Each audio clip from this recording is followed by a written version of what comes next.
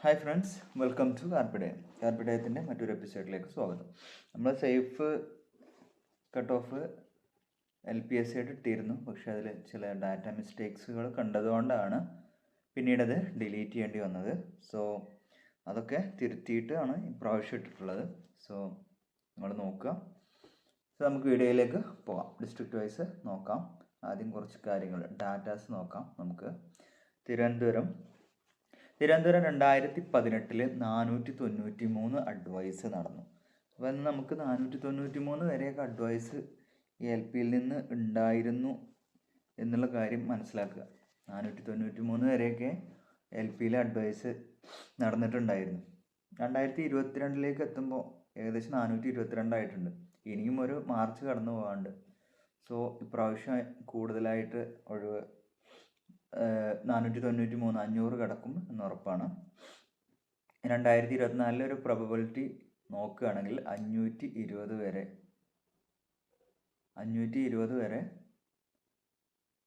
വരാൻ സാധ്യതയുണ്ട് advice 2024. 2018 OC 386 open കാറ്റഗറിയിൽ 386 വരെ പോയിട്ടുമുണ്ട്. മനസ്സിലാക്കുക. കൊല്ലം 495 ആയിരുന്നു അഡ്വൈസ് 2018. അത് 2022 എത്തുമ്പോൾ 344 ആയിട്ടുണ്ട്. മെയിൻ ലിസ്റ്റിൽ 431 പേരുണ്ടായിരുന്നു. പ്രോബബിലിറ്റി എന്ന് പറയുമ്പോൾ 2024 ഒരു 500-നടുത്ത് 450 500-ന് ഉള്ളിൽ അഡ്വൈസ് നടക്കും. OC 2018 400 വരെ പോയിട്ടുണ്ട്. പത്തനംതിട്ട 288 2018 അഡ്വൈസ് നടന്നത്. അത് 2022 വരുമ്പോൾ 216 ആയി. മെയിൻ ലിസ്റ്റിൽ 286 പേരാണ് 22-ലുള്ളത്. പ്രോബബിലിറ്റി അഡ്വൈസ് 2024 എന്ന് പറയുന്നത് 290 250-നും 300-നും ഇടക്ക് അഡ്വൈസ് നടക്കും. 2018 പത്തനംതിട്ടയിൽ 246 വരെയാണ് ഓപ്പൺ കാറ്റഗറിയിൽ പോയിട്ടുള്ളത്. ഇനി ആലപ്പുഴ എടുത്ത് നോക്കാം. ആലപ്പുഴ എടുത്ത് നോക്കിയാൽ 2018 433 അഡ്വൈസുകൾ നടന്നു.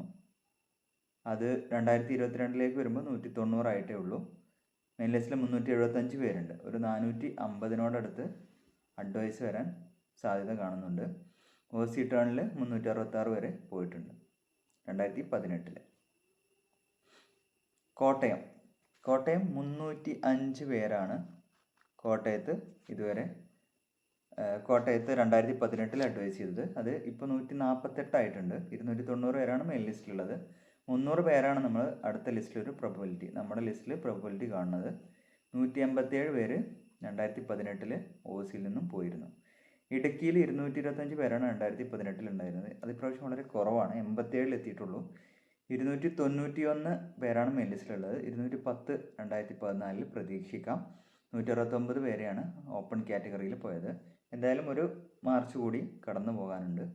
എറണാകുളം 473 പേരെയാണ് 2018 അഡ്വൈസ് ചെയ്യപ്പെട്ടുള്ളത്. അതിപ്പോൾ 199 പേരായിട്ടുണ്ട്. 365 പേരാണ് മെയിൻ ലിസ്റ്റിലുള്ളത്.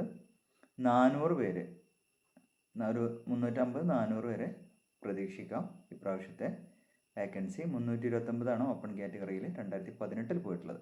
തൃശ്ശൂർ എടുത്താൽ 2018 260 അഡ്വൈസ് നടന്നിട്ടുണ്ട്.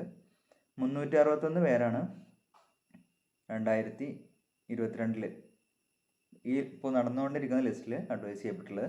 445 പേരെ ഇപ്രാവശ്യം മെയിൻ ലിസ്റ്റിൽ എടുത്തിട്ടുണ്ട്. 320 വേക്കൻസികളാണ് നമ്മൾ പ്രതീക്ഷിക്കുന്നത്. 146 OC കാറ്റഗറി വരെയാണ് പോയിട്ടുള്ളത്. പാലക്കാട് എടുത്ത് നോക്കിയാൽ 533 വരെ പോയിട്ടുണ്ടായിരുന്നു 2018. അത് 250 പേരെ എത്തിയിട്ടുണ്ട്. ഇപ്പോൾ ഇനിയും ഒരു മാർച്ച് കടന്നു പോകാനുണ്ട്. ആ സമയത്ത് കുറച്ച് കൂടുതൽ പാലക്കാട് പ്രതീക്ഷിത ഒഴിവുകളുണ്ട്. 434 പേര് ഉണ്ട് മെയിൻ ലിസ്റ്റിൽ. 490 വേക്കൻസി, ഒരു 450-നും 500-നും ഇടക്കുള്ള വേക്കൻസി പ്രതീക്ഷിക്കാം. 390 ഓപ്പൺ കാറ്റഗറിയിൽ പോയിട്ടുള്ളത്. മലപ്പുറം ഏറ്റവും കൂടുതൽ വേക്കൻസി ഉള്ള സ്ഥലമാണ്. 1181 പേര് 2018 പോയി. ഇപ്രാവശ്യം അത് 1129 എത്തിയിട്ടുണ്ട്. ഇനിയും ഒരു മാർച്ച് ഉണ്ട്. മെയിൻ ലിസ്റ്റിൽ 987 പേരാണുള്ളത്. എല്ലാവരും പോകുന്ന ഉറപ്പാണ്. അടുത്ത പ്രാവശ്യം ഒരു 1000-നും 1200-നും ഇടക്ക് വേക്കൻസി പ്രതീക്ഷിക്കാം. എന്തായാലും 1000-ന് മുകളിൽ ഉണ്ടാവും. 983 പേരാണ് ഓപ്പൺ കാറ്റഗറിയിൽ 2018 പോയത്. കോഴിക്കോട് 392 പേരാണ് 2018 അഡ്വൈസ് ചെയ്യപ്പെട്ടുള്ളത്. അത് ഇപ്പോൾ 426 വർദ്ധിച്ചിട്ടുണ്ട്. 398 പേരാണ് മെയിൻ ലിസ്റ്റിലുള്ളത്. അപ്പോൾ എല്ലാവരും പോവും എന്ന് തന്നെ പ്രതീക്ഷിക്കാം. 410 എന്ന് പറഞ്ഞാൽ 380-നും 420-നും ഇടയ്ക്ക് വേക്കൻസി പ്രതീക്ഷിക്കാം. 294 ഓപ്പൺ കാറ്റഗറിയിൽ 2018 പോയിട്ടുള്ളത്. വയനാട് 323 പേരെയാണ് 2018 എടുത്തിട്ടുള്ളത്. 83 പേരാണ് ഇപ്പോൾ ആയിട്ടുള്ളത്. വളരെ കുറവാണ്. 391 പേരുണ്ട് മെയിൻ ലിസ്റ്റിൽ. 250-നും 300-നും ഇടയ്ക്കുള്ള ഒരു പ്രതീക്ഷിത ഒഴിവുകളാണ് ഉണ്ടാവുക. 242 ഓപ്പൺ കാറ്റഗറിയിൽ നിന്ന് 2018 പോയിട്ടുണ്ടായിരുന്നു. കണ്ണൂർ 420 വേക്കൻസി ആയിരുന്നു അഡ്വൈസ് ചെയ്യപ്പെട്ടിട്ടുണ്ടായിരുന്നു, 420 പേരെ. ഇപ്പോൾ അത് 144 പേരായിട്ടുള്ളൂ. 391 പേരാണ് മെയിൻ ലിസ്റ്റിലുള്ളത്.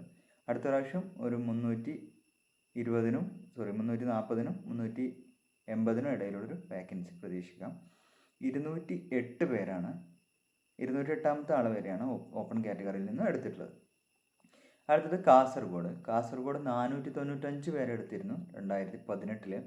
ഇപ്പോൾ 369 ആയിട്ടുണ്ട്. 598 എന്ന വലിയൊരു ലിസ്റ്റാണ് കാസർഗോഡിനെ സംബന്ധിച്ചിടത്തോളം ഉള്ളത്. 450, 500 ഇടയ്ക്ക് പ്രതീക്ഷിത ഒഴിവുകൾ ഇനിയും ഉണ്ടാവും എന്നുള്ളത് ഉറപ്പാണ്. 495 വരെ ഓപ്പൺ കാറ്റഗറിയിൽ 2018 പോയിരുന്നു എന്നുള്ളതാണ് ഒരു പൊതുചിത്രം.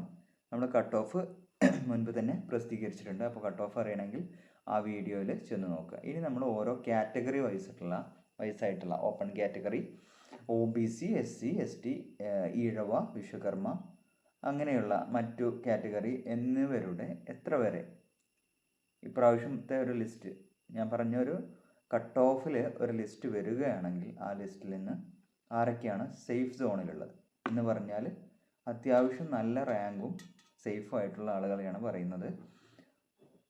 പിന്നെ കട്ട് ഓഫിന് മുകളിലുള്ള എല്ലാവർക്കും ജോലി കിട്ടുമെന്നാണ് പ്രതീക്ഷിക്കുന്നത്. മാക്സിമം ആ 3 വർഷത്തിൽ നമ്മുടെ 2025 മുതലുള്ള 28 വരെയുള്ള കാലഘട്ടങ്ങളിൽ ഒരുപാട് വേക്കൻസി റിപ്പോർട്ട് ചെയ്യപ്പെടുന്നതാണ് നമ്മൾ അറിയാൻ കഴിഞ്ഞിട്ടുള്ളത്. അത് 2018 അതിന് കൂടുതലോ ഉണ്ടാവും എന്നുള്ളതും ഉറപ്പാണ്.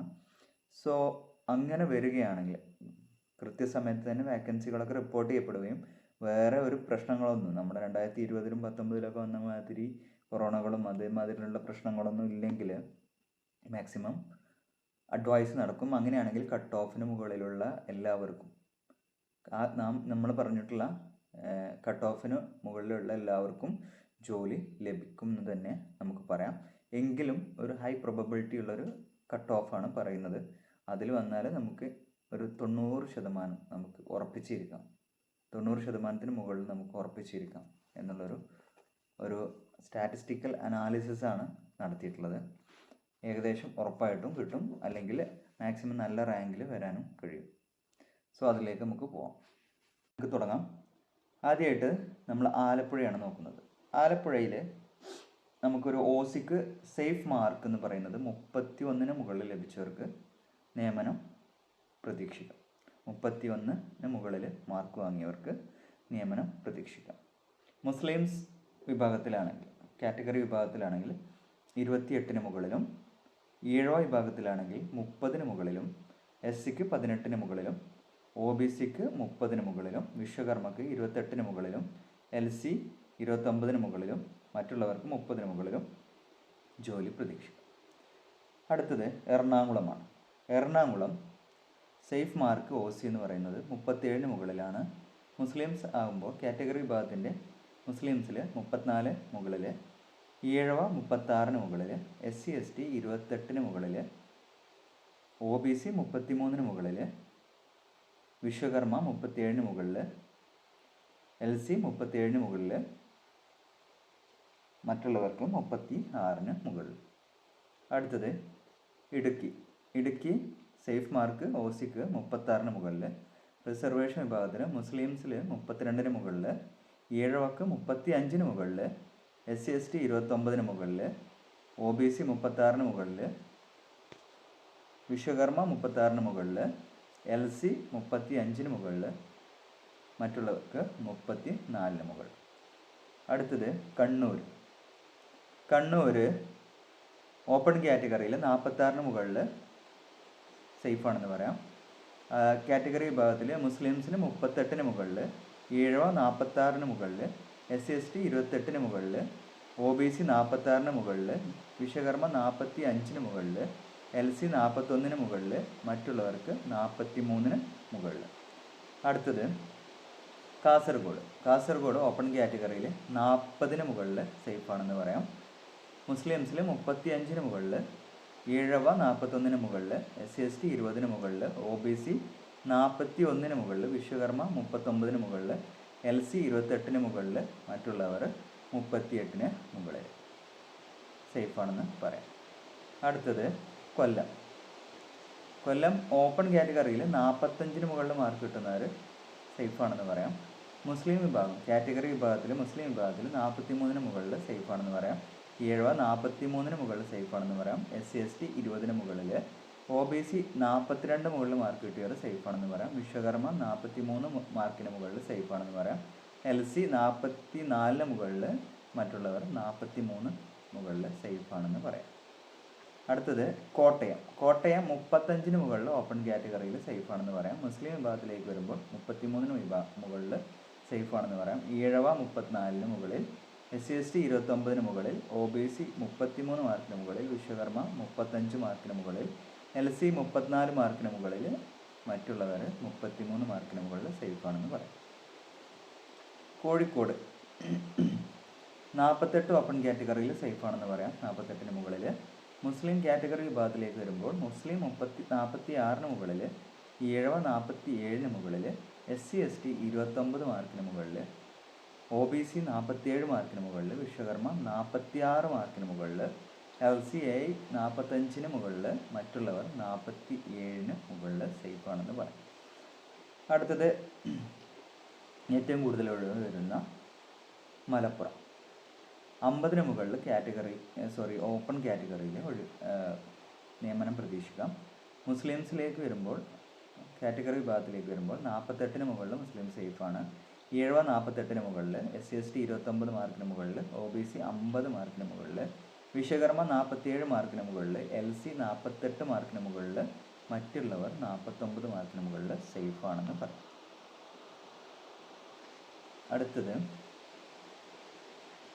അടുത്തത് പാലക്കാട് 43 ഓപ്പൺ കാറ്റഗറിയിൽ സേഫാണെന്ന് പറയാം. മുസ്ലിംസ് 42-ന് മുകളിൽ സേഫാണെന്ന് പറയാം. ഈഴവ 43-ന് മുകളിൽ സേഫാണെന്ന് പറയാം. SC/ST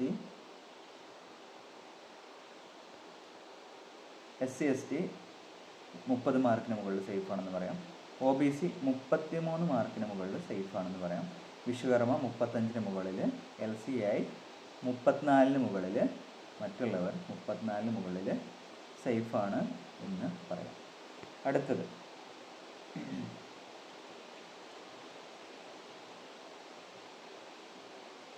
പത്തനംതിട്ട 35-ന് മുകളിൽ ഓപ്പൺ കാറ്റഗറിയിൽ സേഫാണെന്ന് പറയാം. മുസ്ലിംസിലേക്ക് വരുമ്പോൾ 32-ന് മുകളിൽ, ഈഴവ 34-ന് മുകളിൽ, SC/ST 30-ന് മുകളിൽ, OBC 33-ന് മുകളിൽ, വിശ്വകർമ്മ 35-ന് മുകളിൽ, LC 34-ന് മുകളിൽ, മറ്റുള്ളവർ 34-ന് മുകളിൽ ലഭിച്ചാൽ സേഫായിരിക്കും എന്ന് വിശ്വസിക്കാം.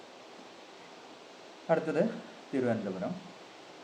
തിരുവനന്തപുരത്തേക്ക് വരുമ്പോൾ ഓപ്പൺ കാറ്റഗറിയിൽ ഒരു 46-ന് മുകളിൽ സേഫാണെന്ന് പറയാം. മുസ്ലിംസിലേക്ക് വരുമ്പോൾ 40-ന് മുകളിൽ വേണം. ഈഴവ 46-ന് മുകളിൽ വേണം. SC/ST 20-ന് മുകളിൽ മതിയാവും. OBC 45-ന് മുകളിൽ, വിശ്വകർമ്മ 40-ന് മുകളിൽ, LC 46-ന് മുകളിൽ, മറ്റുള്ളവർക്ക് 41-ന് മുകളിൽ. അടുത്തത് തൃശ്ശൂർ വരുമ്പോൾ 44-ന് മുകളിൽ സേഫാണെന്ന് പറയാം. മുസ്ലിംസിലേക്ക് വരുമ്പോൾ 39-ന് മുകളിൽ, ഈഴവ കാറ്റഗറിയിൽ 44-ന് മുകളിൽ സേഫാണെന്ന് പറയാം. SC/ST 20-ന് മുകളിൽ സേഫാണെന്ന് പറയാം. OBC 44-ന് മുകളിൽ സേഫാണെന്ന് പറയാം. വിശ്വകർമ്മ 43-ന് മുകളിൽ സേഫാണെന്ന് പറയാം. LC 40-ന് മുകളിൽ സേഫാണെന്ന് പറയാം. അത് മറ്റുള്ളവർ 39-ന് മുകളിൽ ലഭിച്ചാൽ സേഫാണെന്ന് പറയാം. അടുത്തത്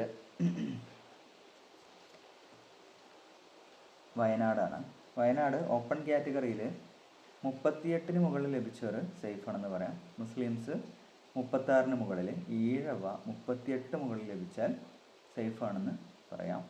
SC/ST വരുമ്പോൾ 28-ന് മുകളിൽ സേഫ് ആണെന്ന് പറയാം. OBC 38-ന് മുകളിൽ സേഫ് ആണെന്ന് പറയാം. വിശ്വകർമ്മ 35-ന് മുകളിൽ സേഫ് ആണെന്ന് വിശ്വസിക്കാം. LC 35-ന് മുകളിൽ സേഫ് ആണെന്ന് പറയാം. മറ്റുള്ള വിഭാഗത്തിന് 37-ന് മുകളിൽ സേഫ് ആണെന്ന് പറയാം. പിന്നെ SC/STയിലെ ST വിഭാഗത്തിന് വീണ്ടും ഇതിലേറെ കുറയാൻ സാധ്യതയുണ്ട്.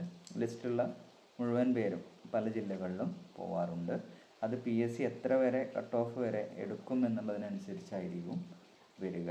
സോ അത് PSCയുടെ തീരുമാനത്തിലായിരിക്കും. ബാക്കിയുള്ളതൊക്കെ ഏകദേശം നമുക്ക് ശരിയാണെന്ന് വിശ്വസിക്കാം. കാരണം കാറ്റഗറി വിഭാഗങ്ങളൊന്നും കൂടുതലായിട്ട് നമ്മുടെ പോപ്പുലേഷനിലുള്ള വലിയ വ്യത്യാസങ്ങളൊന്നും വരുന്നില്ല. സോ അതുകൊണ്ട് അപേക്ഷകരുടെ കാര്യത്തിലും അത് സെയിം ആണ് ഏകദേശം. നമ്മൾ ഡാറ്റ അനലൈസ് ചെയ്യുമ്പോൾ ഓരോ വർഷങ്ങളിലും വരുന്നത് വ്യത്യാസം ഒരുപാട് വരുന്നില്ല, ചെറിയ മാറ്റങ്ങളാണ്. ചില ജില്ലകളിലാണ് വ്യത്യാസം വരുന്നത്. അതിനനുസരിച്ചാണ് നമ്മൾ നോക്കിയിട്ടുള്ളത്. സോ ഈ ഒരു കട്ട് ഓഫ് തന്നെ ആയിരിക്കും. ഇതിന് മുകളിലുള്ളവരൊക്കെ സേഫ് ആണെന്ന് തന്നെ നമുക്ക് വിശ്വസിക്കാം. പിന്നെ ഡാറ്റ ചില ആളുകൾ ഇപ്പോൾ ഈ ഒരു കട്ട് ഓഫ് പോരാന്ന് പറയുന്നവരുണ്ടാവും. മറ്റു ചിലവർ ഇത്രയൊക്കെ വരുമോ എന്ന് പറയുന്നവരുണ്ടാവും. സോ നമുക്ക് വെയിറ്റ് ചെയ്യാം റിസൾട്ട് വരുന്നത് വരെ. അതുവരെ ഇത്തരത്തിലുള്ള അനാലിസിസ് നടക്കുക മാത്രമാണ് നമുക്ക് കഴിയുന്നത്. ഇതന്നെ നമ്മൾ ഓരോ ഡാറ്റകളും എടുത്ത് കഷ്ടപ്പെട്ടിട്ടാണ് ഉണ്ടാക്കുന്നത്. ഈ ഒരു മാർക്കിന് മുകളിൽ എന്തായാലും ഒരു 90% മുകളിൽ നമ്മൾ സേഫാണ് എന്ന് തന്നെയാണ് എൻ്റെ വിശ്വാസം. അതങ്ങനെ പെട്ടെന്നൊന്നും മാറില്ല. നമ്മളൊരു UPയിൽ വന്ന ഒരു മാറ്റമൊന്നും ഒരു അധിക കട്ട് ഓഫിലേക്ക് നമ്മൾ എന്തായാലും കടക്കാൻ പോകുന്നില്ല എന്ന് വിശ്വസിക്കാം. അതൊരു കാലഘട്ടമായിരുന്നു. 2019 മുതൽ 2021 വരെയുള്ള കാലഘട്ടമാണ്. ഇപ്രാവശ്യത്തെ എക്സാം ടഫായിരുന്നു. സോ ഇതിലേറെ ഒരു കട്ട് ഓഫൊന്നും ഇതിലേറെ ഒരു സേഫ് മാർക്കൊന്നും നമുക്ക് പറയേണ്ട ആവശ്യമില്ല എന്നുള്ളതാണ് എൻ്റെ ഒരു നിഗമനം. ഇനി ബാക്കിയുള്ള കാര്യം നിങ്ങൾ കമൻറ്റ് ബോക്സിൽ അറിയിക്കുക. നിങ്ങൾ തൃപ്തികരമല്ലെങ്കിൽ, ഇനിയിപ്പോൾ ഇത് ഡാറ്റയാണ്, നമുക്ക് എവിടെയെങ്കിലും ചെറിയ ചെറിയ തെറ്റുകളൊക്കെ വരാം. സോ മാക്സിമം ഒഴിവാക്കിയിട്ടുണ്ട് കഴിഞ്ഞ പ്രാവശ്യം വന്നതുകൊണ്ട്. ഇനി അങ്ങനെ എന്തെങ്കിലും ഒരു പൊരുത്തക്കേട് വലിയ രീതിയിൽ കാണുന്നുണ്ടെങ്കിൽ നിങ്ങളതൊന്ന് കമൻറ്റ് ബോക്സിൽ അറിയിക്കുക.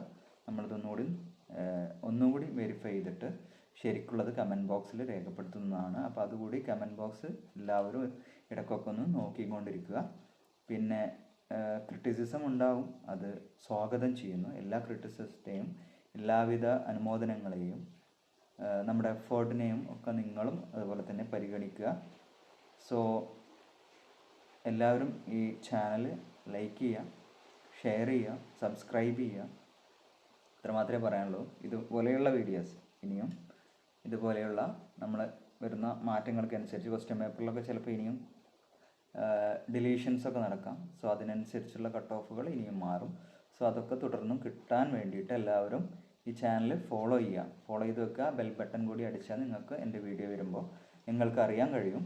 ഈ ഒരു ചാനലിനെ സപ്പോർട്ട് ചെയ്യുക. നിങ്ങൾ ഇഷ്ടപ്പെടുന്നുണ്ടെങ്കിൽ മാത്രം ഈ ചാനലിനൊന്ന് സപ്പോർട്ട് ചെയ്യുക. ക്രിട്ടിസൈസ് ചെയ്യുന്നവർ ക്രിട്ടിസൈസ് ചെയ്യുക കമൻറ്റ് ബോക്സിൽ. സോ അതുകൊണ്ട് നമുക്ക് വളരാൻ കഴിയുള്ളൂ.